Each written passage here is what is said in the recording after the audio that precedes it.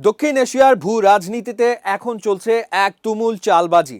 আর এই খেলায় বাংলাদেশও তার আকাশসীমা সুরক্ষায় নড়ে চড়ে বসেছে একেবারে নতুন মডেলে। সম্প্রতি সচিবালয়ে সরকারের বিভিন্ন কার্যক্রমের অগ্রগতি নিয়ে আয়োজিত সংবাদ সম্মেলনে প্রধানমন্ত্রী তথ্য ও সম্প্রচার বিষয়ক উপদেষ্টা ডক্টর জাহেদুর রহমান প্রকাশ করেছেন এক বড় খবর।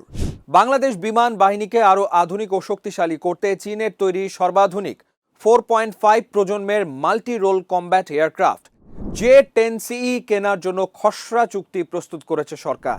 কিন্তু প্রশ্ন হলো, হঠাৎ কেন চীনের এই যুদ্ধ বিমানের প্রতি ঝুঁকলো বাংলাদেশ? এতে খরচ কত হচ্ছে? কবে নাগাদ এটি যুক্ত হবে বিমান বাহিনীতে? আর সবচেয়ে বড় কথা, এর ফলে আঞ্চলিক রাজনীতি ও প্রতিবেশী দেশগুলোর সাথে সম্পর্কে কেমন প্রভাব পড়বে? চলুন খতিয়ে দেখা যাক পুরো বিষয়টি। প্রথমে আসি, কেন এই যুদ্ধ বিমানটি বেছে নেওয়া হলো। দীর্ঘদিন ধরে বাংলাদেশ বিমান বাহিনী তাদের পুরনো F-7 ফাইটার দিয়ে কাজ চালিয়ে আসছে, যা আধুনিক যুদ্ধের ময়দানে অনেকটাই সেকেলে। অন্যদিকে পশ্চিমা বা ইউরোপীয় যুদ্ধ বিমান যেমন ফ্রেঞ্চ রাফাল বা ইউরোফাইটার কিনতে গেলে রাজকোষ ফাঁকা হয়ে যাওয়ার দশা হয়। ঠিক এখানেই গেম চেঞ্জার হয়ে আসে চীনের J-10CE। সাম্প্রতিক সময়ে ভারত পাকিস্তান সংঘাতে চীনের তৈরি এই ফাইটারের কার্যকারিতা বিশ্বকে তাক লাগিয়ে দিয়েছে। রাফালের মতো 4.5 প্রজন্মের ফাইটারের প্রায় সমকক্ষ সক্ষমতা থাকলেও এর দাম পশ্চিমা বিমানের তুলনায় অর্ধেক।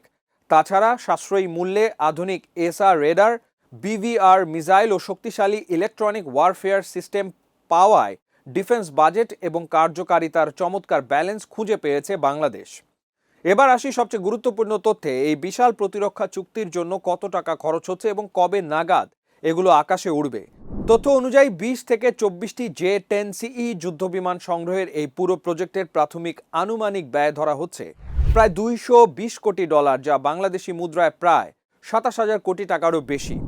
এই প্যাকেজের মধ্যে কেবল যুদ্ধ বিমানই নয়, বরং পাইলট ও টেকনিশিয়ানদের training, logistic support, spare parts এবং গ্রাউন্ড ইনফ্রাস্ট্রাকচার বা অবকাঠামোগত খরচও অন্তর্ভুক্ত রয়েছে।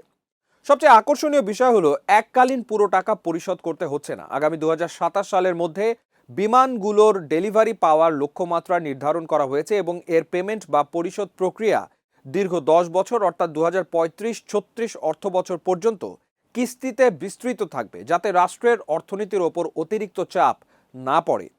কিন্তু এত বড় একটা প্রতিরক্ষা চুক্তি কি অঞ্চলের রাজনীতিতে কোনো ঢেউ তুলবে না? কূটনৈতিক বিশ্লেষকরা বলছেন, অবশ্যই এর একটা ভূ রাজনৈতিক তাৎপর্য রয়েছে। ভারত ও চীনের মধ্যকার কৌশলগত ও অর্থনৈতিক প্রতিযোগিতার কেন্দ্রবিন্দুতে রয়েছে দক্ষিণ এশিয়া। বাংলাদেশ যখন বেইজিংয়ের কাছ থেকে এমন সর্বাধুনিক সামরিক আকাশযান কেনার চূড়ান্ত চুক্তি এগিয়ে নেয়, তখন স্বাভাবিকভাবেই নয়াদিল্লির নীতি নির্ধারকদের টেবিলে আলোচনার মূল এজেন্ডা পাল্টে যায়। তবে ঢাকা বারবার স্পষ্ট করে দিচ্ছে যে এটি কোনো দেশের বিরুদ্ধে যুদ্ধের প্রস্তুতি নয়, বরং একটি স্বাধীন ও সার্বভৌম রাষ্ট্র হিসেবে নিজস্ব আকাশসীমা রক্ষা এবং সামরিক সক্ষমতা বাড়ানোর নিজস্ব কৌশল। সবার সাথে বন্ধুত্বের নীতি বজায় রেখেই বাংলাদেশ তার জাতীয় নিরাপত্তার স্বার্থে বৈচিত্র্যময় ডিফেন্স সোর্স বা বিকল্প তৈরি করছে। সংক্ষেপে বলতে গেলে 27,000 কোটি টাকার এই প্রজেক্ট কেবল কিছু যুদ্ধ বিমান কেনা নয়, এটি বাংলাদেশ বিমান বাহিনীর জন্য এক ঐতিহাসিক প্রযুক্তিগত রূপান্তর।